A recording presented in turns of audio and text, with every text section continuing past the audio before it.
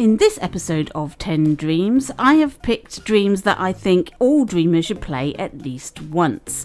From items that are the best of dreams to others that are culturally significant to dreamers and are referenced on a regular basis, so it's probably a good idea that you are aware of them. There were lots of candidates for this list. I have picked 10 out, but if you have any suggestions, I might make a video of more dreams that you ought to play. But in no particular order, here is 10 dreams I think all dreamers should play. My first choice may be a surprise, because I'm sure there's some of you out there who are saying you don't need to advertise this one. We've all played this, and that's Art's Dream by Media Molecule. But looking at stats, it appears that only 30% of you have actually played Art's Dream.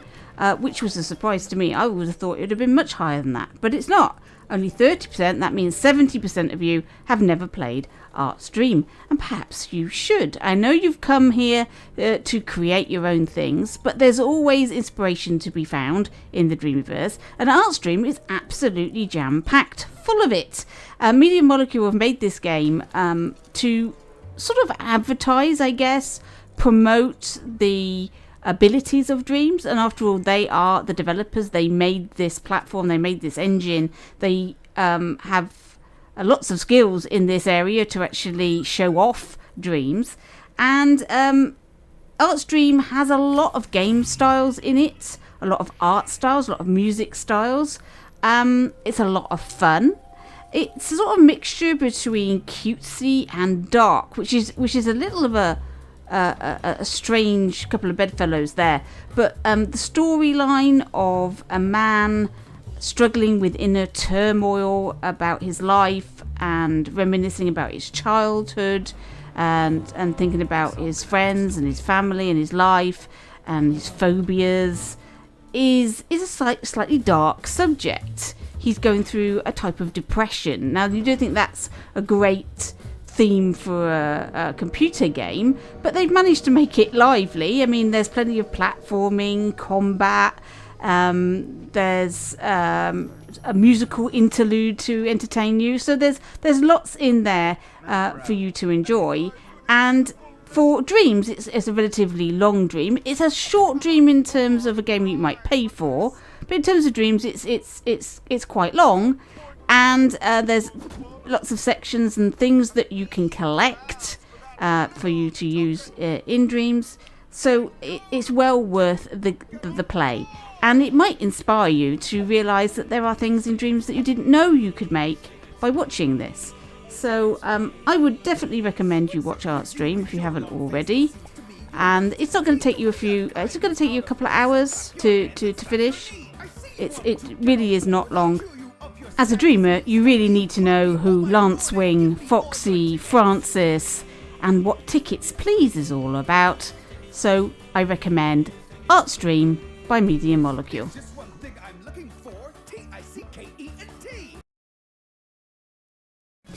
Pig Detective isn't just one game, it's a series of games made originally in beta by Lottie and Sebastian, with very simplistic sets and just text dialogue. Hello, Pig Detective. Hi, Steve. What can I do? Since then, Team PD has expanded to include the likes of Andymation B, Dirty Harold's and Reddish Boat, who makes the music, and most of Media Molecule's staff, who voice all of the characters.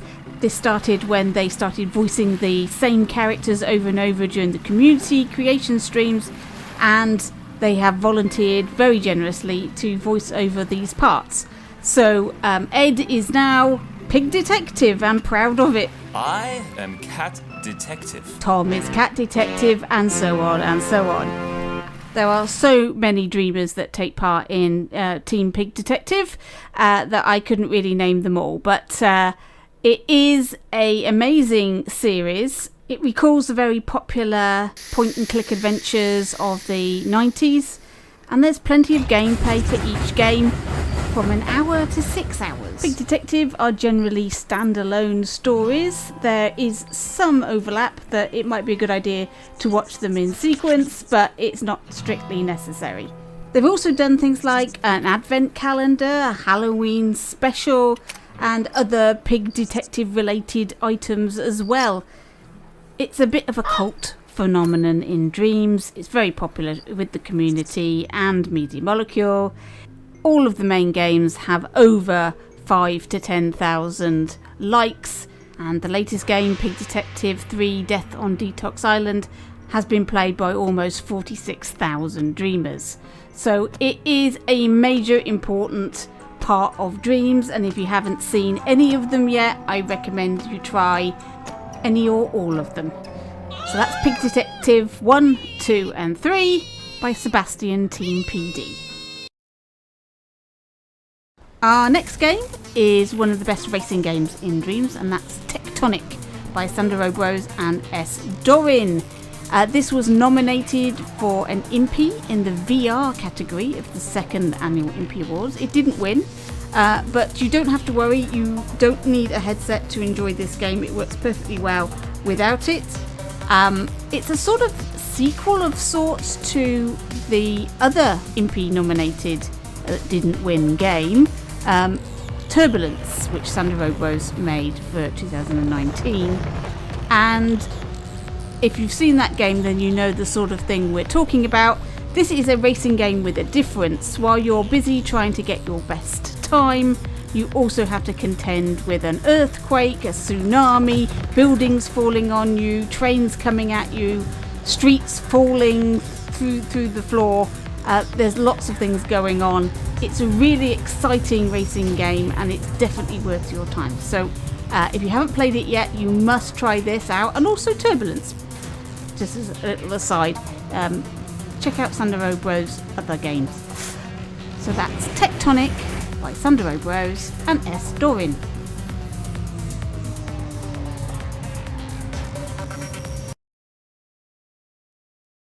Our next item is Noguchi's Bell, Episode 1 by Cybersheep Film.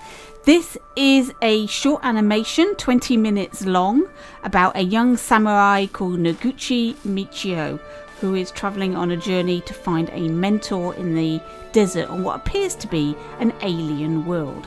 It is a very polished, professional dream, and it is one of the best things that anybody's ever made on the platform. And that includes anything made by Media Molecule. It's that good. But the amount of thumbs up and plays that this thing has had is so minuscule, it sort of makes me angry. I don't really understand why this is not getting the plays it deserves. The trailer got double the activity that this finished item has got. And it only has just over 12,500 plays, which is not even 1% of the Dreamer community, of the people that have downloaded Dreams. So it's a tiny, tiny amount. And of those 12,000 people, only 5,000 of them decided to thumb it up. What were they watching? What on earth did they want to see that they would not thumb up Noguchi's Bell? What can I get? The voiceover work is completely top-notch. The storyline is brilliant. The scenery is great. The animation, the models, the whole thing is a tour de force in what to make in Dreams, and it deserves everybody to play it, to be honest. I would rather you played this than Art's Dream, because it shows you that you don't have to be a professional developer to make something really great, and you don't have to be a professional animator to make a top quality, Pixar quality animation. So, if you haven't seen Noguchi's Bell, what on earth have you been doing? Go see it now. And don't forget to nominate this for the Impies. It hasn't, the trailer was nominated last year and didn't win.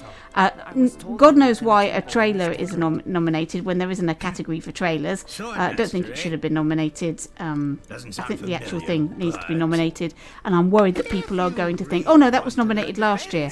No, it wasn't. It was the trailer. This needs to be nominated. Don't forget it when the Impies come round. So that's Noguchi's Bell, Episode 1 by Cybersheep Film. something a little different at number 5. We're not talking about the best game ever or the worst game ever or a game at all, really. We're talking about the Opposite Day series by MrCasey Bjones. Now, Casey Bjones has a very singular type of humour, and it's one of those Marmite type series that you'll either find very funny and you'll want to watch all of them, or you won't get it at all and you'll just pass them by. It's best to give them a go and see if you like the type of sense of humour that he has. It might frustrate you, it might amuse you, it might confuse you, but the Opposite Day games are sort of parodies of gaming in general, and you feel like you're being rickrolled every time you play one of these games, but there you go. That's the sense of humour that we're talking about here. You might have come across something called Yeti Soda Pop. That particular drink seems to be in a few dreams that have got nothing to do with Opposite Day, but it originated here. There's also the fez-wearing mannequin, which represents MrCasey Bjones, and that crops up occasionally as well. So it's probably a good idea, if you want to be a fully rounded dreamer, to check out the Opposite Day series by MrCasey Bjones. Where the can must drop. Don't litter. Do your part. Now at 6 we have a game that did something I thought wasn't going to be possible, and that was getting more likes than Media Molecule's campaign level Art's Dream, and that is Southpaw Cooking by Captain Base. Now this creator has only really made this game and has not launched anything since, so I'm not even sure whether this person is aware that they have the most popular game in Dreams, but that is how it is. Now, like Art's Dream, 30% of the population of Dreams has played this game, so this is probably a game you have already played, but then again, 70% of you have not played it, so it's probably a good idea to play the most popular game in Dreams. I mean, you know, there it is, at top of the tree. You have to go and see what it's all about. Southpaw Cooking is a weird one. It defies category, really.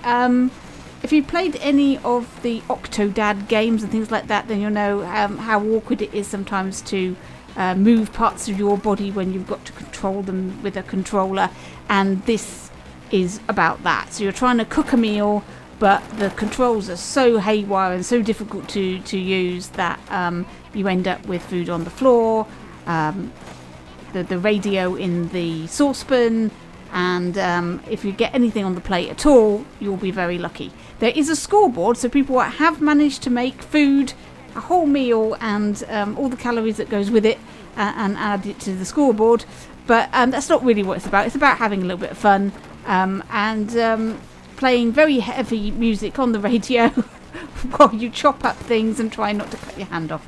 So there you go, that's Southpaw Cooking by Captain Base.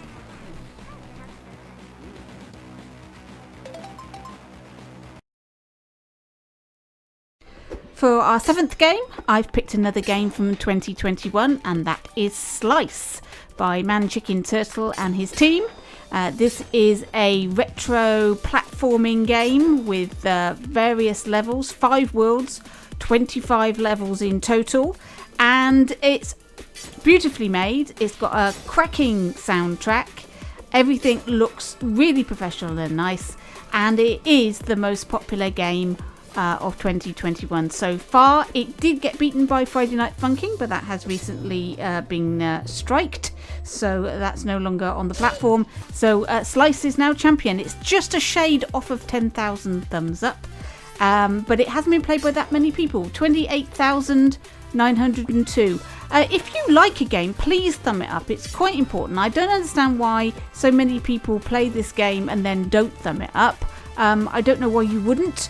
This is a really well-made game. It requires some skill, and skills that you can develop and grow over time. It has a scoreboard, so you can try and speed run it if you wish. And more I can say about it, other than the fact that because it's a 2021 game, it's up for Impies at the end of the year. So don't forget to vote for Slice in whatever categories they give us, but certainly Game of the Year comes to mind. So there we go. Have a go at this retro gamer, Slice by ManChickenTurtle.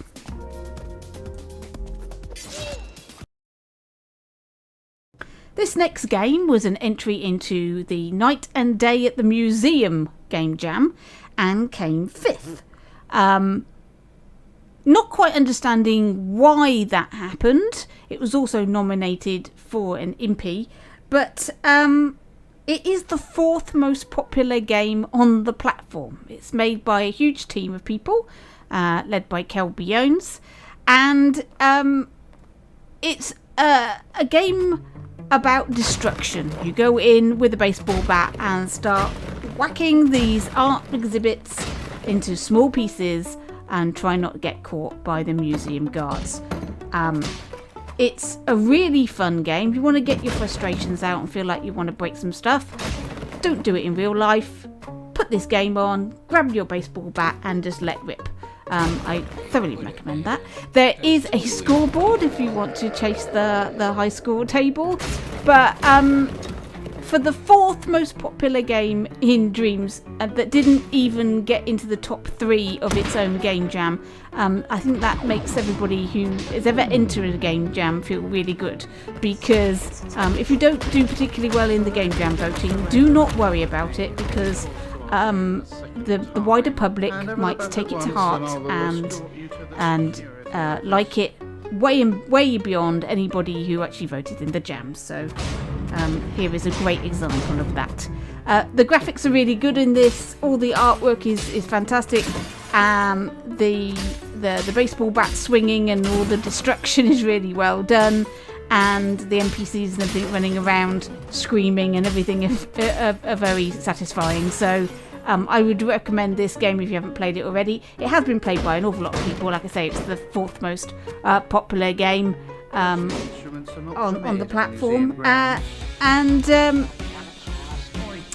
6 years worth of time spent playing this game, and that was good time spent as far as I'm concerned. So there's Art Therapy by Keld Bjones.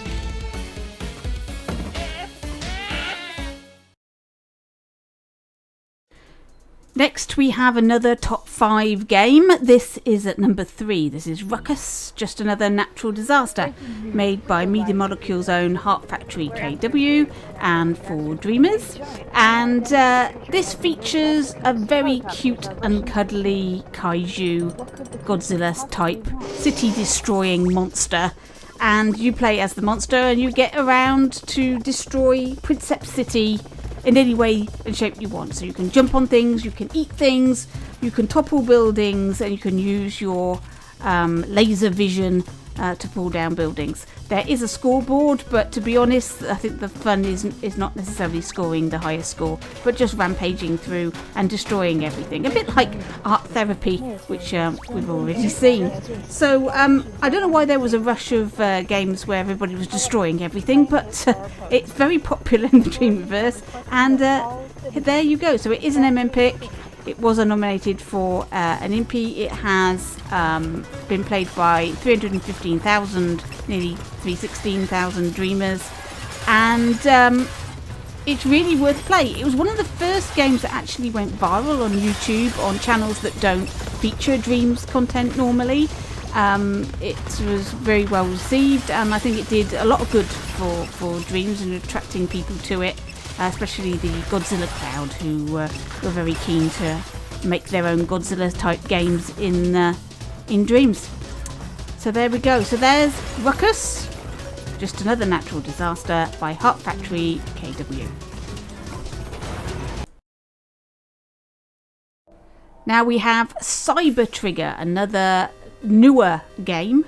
This one was actually launched in December 2020, so although it wasn't launched in 2021, it would still be eligible for the 3rd annual Impies when the nominations come round. So don't forget it, just because it wasn't launched this year.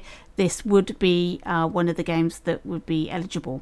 So Paulo-Lameiras specialises in retro 8-bit style games, and Cyber Trigger is a marvellous Metroidvania style 2D action platformer, and it's just beautiful. It has a lot of charm, and you play as a little spaceman who you need to save the town. You can interact with people, but it's basically about shooting things and avoiding the falls through gaps in the floor and things like that. So it's a traditional style 2D action platformer, but like I say, it's beautifully done. The music is great and it looks amazing, and he really is the king of the 8-bit style games. And there are other games by Paulo-Lameiras. You might want to check out his profile for some other 8-bit style games such as Metal Eagles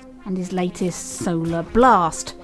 I had to pick just the one, and I picked Cyber Trigger as my favourite, and I think you've agreed with me when it comes to the thumbs up. It has been thumbed up by almost 12,000 people and played by almost 30,000 dreamers. Again, what are these dreamers doing that are playing it and not thumbing it up? I really don't get it. But there you are. That's Cyber Trigger by Paulo-Lameiras. You can find all of the dreams that you have seen in this episode of 10 Dreams in the collection 10 Dreams All Dreamers Should Play. The link is in the description below. And don't forget to like and subscribe to the channel for more Dreams content.